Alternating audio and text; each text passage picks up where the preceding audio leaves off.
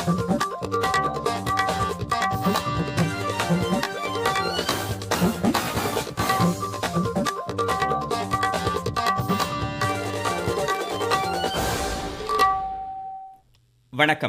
ஆகாஷவாணி மாநில செய்திகள் வாசிப்பவர் சத்யநாராயணன். தலைப்புச் செய்திகள். ஆஸ்திரியாவுடனான இந்தியாவின் நல்லுறவு மேலும் வலுப்படுத்தப்படும் என்று பிரதமர் திரு நரேந்திர மோடி தெரிவித்துள்ளார். நாடு முழுவதும் விளையாட்டுத்துறை கட்டமைப்பு வசதிகள் மேம்படுத்தப்படும் என்று அத்துறைக்கான மத்திய அமைச்சர் திரு மன்சுக் மாண்டவியா தெரிவித்துள்ளார். உலக புகழ்பெற்ற பூரி ஜெகநாதர் கோவில் ரத யாத்திரை இன்று தொடங்குகிறது. விக்கிரவாண்டி சட்டப்பேரவை இடைத்தேர்தல் பிரச்சாரம் நாளை முடிவடைவதால் பரப்புரை விறுவிறுப்பு அடைந்துள்ளது. இந்திய ஜிம்பாப்வே அணிகளுக்கிடையேயான இரண்டாவது டுவெண்டி கிரிக்கெட் போட்டி ஹராரேயில் இன்று மாலை நடைபெறுகிறது. இனி விரிவான செய்திகள்.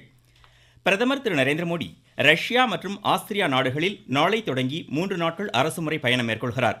இந்திய ரஷ்ய வருடாந்திர உச்சி மாநாட்டில் பங்கேற்கும் பிரதமர் அந்நாட்டு அதிபர் விளாடிமிர் புதினுடன் இருதரப்பு உறவுகள், மண்டல மற்றும் சர்வதேச பிரச்சனைகள் குறித்து ஆலோசனை மேற்கொள்கிறார். நாளை மறுநாள் ஆஸ்திரியா செல்லும் பிரதமரின் வருகையை அந்நாட்டு அதிபர் அலெக்சாண்டர் வாண்டர் பெல்லன் ஆவலுடன் எதிர்நோக்கியுள்ளதாக கூறியுள்ளார். இதுகுறித்து சமூக வலைதளத்தில் அவர் வெளியிட்டுள்ள செய்தியில், இரு நாட்டு தூதரக உறவுகளின் 75 ஆண்டுகளை கொண்டாடும் இவ்வேளையில் பிரதமரின் ஆஸ்திரிய வருகை முக்கியத்துவம் வாய்ந்ததாக தெரிவித்துள்ளார். இருதரப்பு உறவுகளை மேம்படுத்துவது, பல்வேறு புவிசார் அரசியல் சவால்களை ஒன்றிணைந்து எதிர்கொள்வது உள்ளிட்டவை குறித்து விவாதிக்க இந்த சந்திப்பு வாய்ப்பளிக்கும் என்று அவர் கூறியுள்ளார். இதனிடையே இதற்கு பதிலளித்துள்ள பிரதமர், ஆஸ்திரியாவுடனான நல்லுறவு மேலும் வலுப்படுத்தப்படும் என்றார். நாடு முழுவதும் விளையாட்டுத்துறை கட்டமைப்பு வசதிகள் மேம்படுத்தப்படும் என்று அத்துறைக்கான மத்திய அமைச்சர் திரு மன்சுக் மாண்டவியா தெரிவித்துள்ளார். குஜராத் மாநிலம் காந்தி நகரில் பேசிய அவர், சர்வதேச தரத்துக்கு இணையான பயிற்சிகள் நம் நாட்டு விளையாட்டு வீரர்களுக்கு கிடைக்க வேண்டும் என்பதில் மத்திய அரசு உறுதியுடன் இருப்பதாக தெரிவித்தார். இதற்காக பல்வேறு திட்டங்கள் செயல்படுத்தப்படுவதாகவும் அவர் கூறினார். மத்திய அரசு கடந்த 10 ஆண்டுகளில் மேற்கொண்ட நடவடிக்கைகள் காரணமாக சர்வதேச போட்டிகளில் இந்தியா கூடுதல் பதக்கங்களை வென்று வருவதாகவும் டாக்டர் மன்சுக் மாண்டவியா கூறியுள்ளார். ஒடிசா மாநிலம் பூரி ஜெகநாதர் கோவில் ரத யாத்திரை இன்று நடைபெறுவதையொட்டி குடியரசுத் தலைவர் திருமதி திரௌபதி முர்மு, குடியரசு துணைத் தலைவர் திரு ஜெகதீப் தங்கர், பிரதமர் திரு நரேந்திர மோடி உள்ளிட்டோர் நாட்டு மக்களுக்கு வாழ்த்து தெரிவித்துள்ளனர். இன்று மாலை 5 மணிக்கு தொடங்க உள்ள ரத யாத்திரையில் நாடு முழுவதிலுமிருந்து சுமார் 15 லட்சம் பக்தர்கள் கலந்து கொள்ள உள்ள நிலையில் அதற்கான விரிவான ஏற்பாடுகளை ஒடிசா மாநில அரசு மேற்கொண்டுள்ளது. அம்மாநிலத்திற்கு 2 நாட்கள் பொது விடுமுறை அறிவிக்கப்பட்டுள்ளது. இதனிடையே ஒடிசாவில் 4 நாள் பயணம் மேற்கொண்டுள்ள குடியரசுத் தலைவர் திருமதி திரௌபதி முர்மு ஜெகநாதர் ஆலய ரத யாத்திரையில் பங்கேற்கிறார்.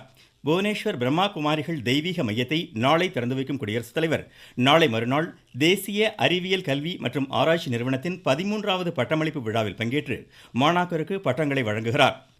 பட்ஜெட்டுக்கு முந்தைய ஆலோசனைக் கூட்டங்கள் நிறைவடைந்துள்ளதாக மத்திய அரசு தெரிவித்துள்ளது. நிதியமைச்சர் திருமதி நிர்மலா சீதாராமன் தலைமையில் கடந்த மாதம் 19ஆம் தேதி தொடங்கி நேற்று முன்தினம் வரை இந்த ஆலோசனைக் கூட்டங்கள் நடைபெற்றதாக நிதி அமைச்சகம் கூறியுள்ளது.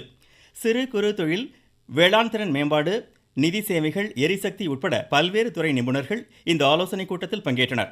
இதனிடையே நாடாளுமன்ற பட்ஜெட் கூட்டத்தொடர் வரும் 22ஆம் தேதி தொடங்கி அடுத்த மாதம் 12ஆம் தேதி வரை நடைபெறுகிறது.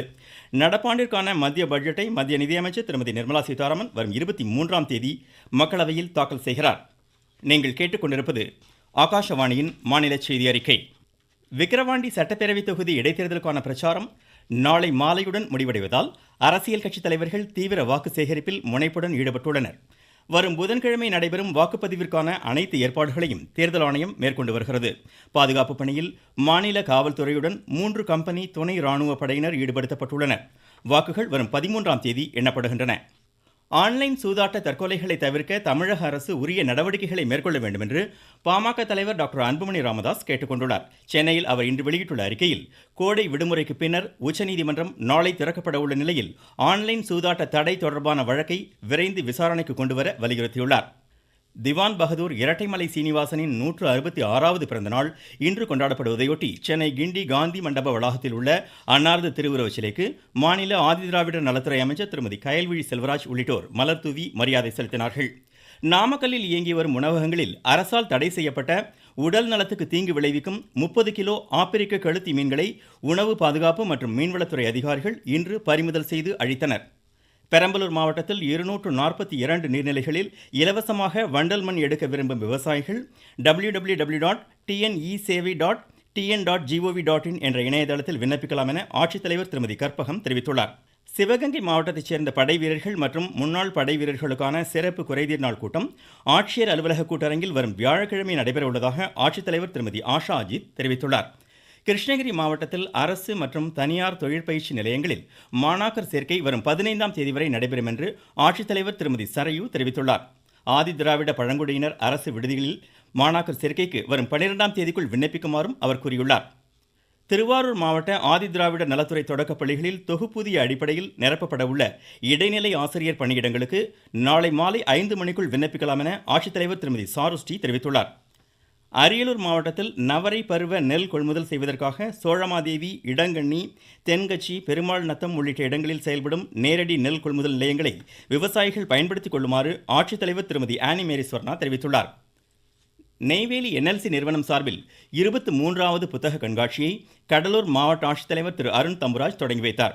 வரும் 14ஆம் தேதி வரை நடைபெறும் இக்கண்காட்சியை பள்ளி, கல்லூரி மாணாக்கர் உள்ளிட்டோர் பயன்படுத்திக் கொள்ளுமாறு அவர் அறிவுறுத்தியுள்ளார். புதுக்கோட்டை மாவட்டத்தில் நாட்டுக்கோழி பண்ணை அமைக்க 50% மானியம் வழங்கப்பட உள்ளதாக ஆட்சித்தலைவர் திருமதி மெர்சி ரம்யா தெரிவித்துள்ளார். குறைந்தபட்சம் 625 சதுர அடி சொந்த நிலமுடைய கிராம பகுதியைச் சேர்ந்தோர் இதற்கு விண்ணப்பிக்கலாம். வேலூர் மாவட்டம் KV குப்பம் பகுதியில் செயல்படுத்தப்பட்டு வரும் ஊரக வாழ்வாதார நிதி உதவி திட்டம் மிகுந்த பயனளிப்பதாக பயனாளி ஒருவர் தெரிவிக்கையில், தமிழ்நாடு ஊரக வாழ்வாதார இயக்கம் மூலயமா எங்களுடைய குழுக்களுக்கு சுழல் நிதி கிடைச்சிருக்கு. சமுதாய முதலீட்டு நிதி மூலயமா நான் டெய்லரிங் தொழில் செஞ்சிட்டு இருக்கேன். இன்னைக்கு என்னோட டெய்லரிங் தொழிலில் பார்த்தீங்கன்னா நல்ல முன்னேற்றம் இருக்கு. இதன் மூலயமா எங்களோட குழுக்களும் எங்கள் கிராமப்புற மக்களும் நல்ல பயன் பெற்றுட்டு தான் இருக்காங்க. எங்களோட பொருளாதாரம் எங்களுக்கு நல்லா மேம்பட்டிருக்கோம். மத்திய மாநில அரசுகளுக்கு நாங்கள் ரொம்ப நன்றி தெரிவிச்சுக்கிறோம். காவிரி நீர்பிடிப்பு பகுதிகளில் பெய்து வரும் தொடர் மழை காரணமாக மேட்டூர் அணைக்கு வரும் நீரின் அளவு இன்று வினாடிக்கு 2832 கன அடியாக அதிகரித்துள்ளது. குடிநீர் தேவைக்காக 1000 கன அடி தண்ணீர் திறந்துவிடப்படுகிறது.